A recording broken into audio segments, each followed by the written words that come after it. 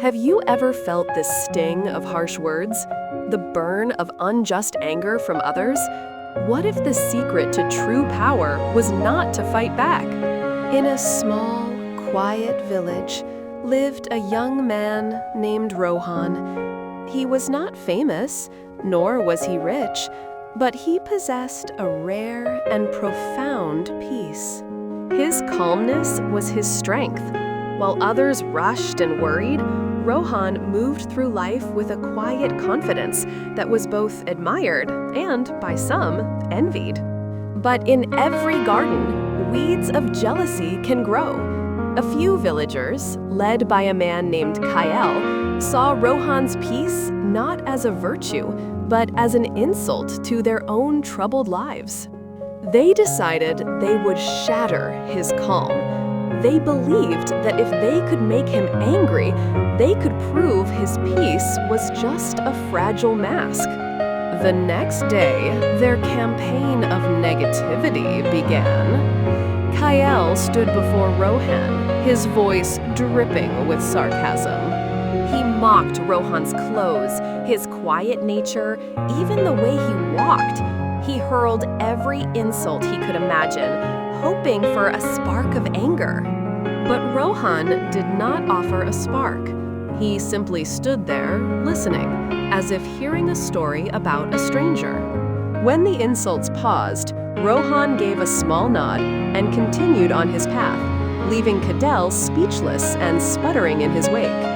This non-reaction only fueled their anger.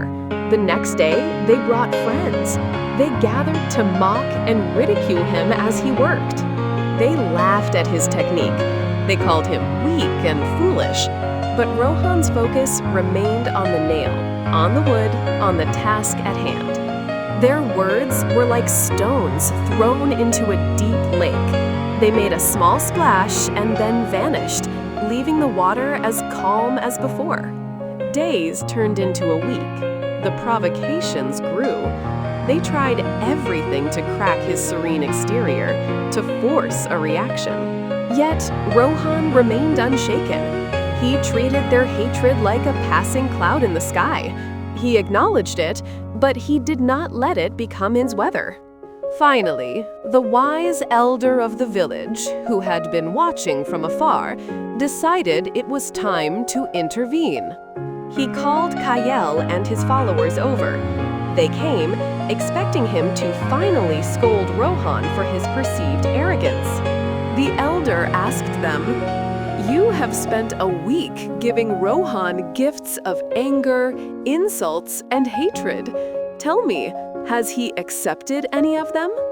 Kael scoffed. "Of course not. He ignores us. He thinks he is better than us." His voice was filled with frustration. The elder smiled. "Exactly.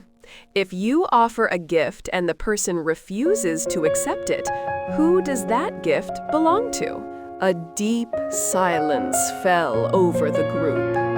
The villagers looked at one another, the simple truth of the elder's words hitting them like a physical blow. They realized they had not been burdening Rohan with their negativity. They had been carrying it themselves, growing heavier with each insult.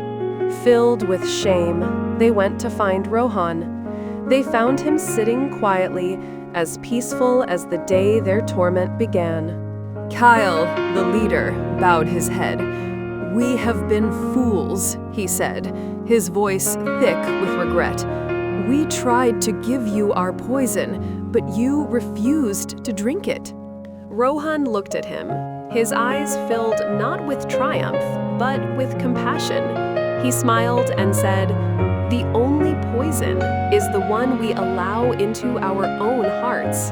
From that day on, the village was different.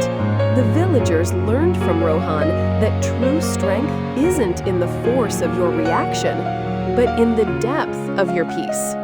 You cannot control what others say or do, but you can always control how you respond.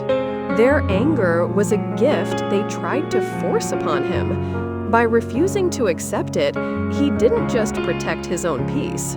He taught them how to find their own. The greatest lesson is this: never give anyone the power to control your emotions. Because your inner peace is your most valuable possession. Protect it, nurture it, and never let it be a gift you give away.